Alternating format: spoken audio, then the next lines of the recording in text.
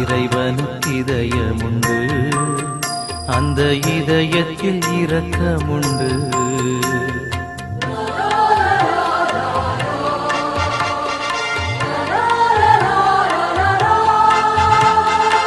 இறைவனுக்கு இதயமுண்டு, அந்த இதயத்தில் இரக்கமுண்டு. என்றும் இறங்கிடும் இறைவன் இருப்பதனால் எங்கள் அனைவருக்கும் மகிழ்ச்சியுண்டு.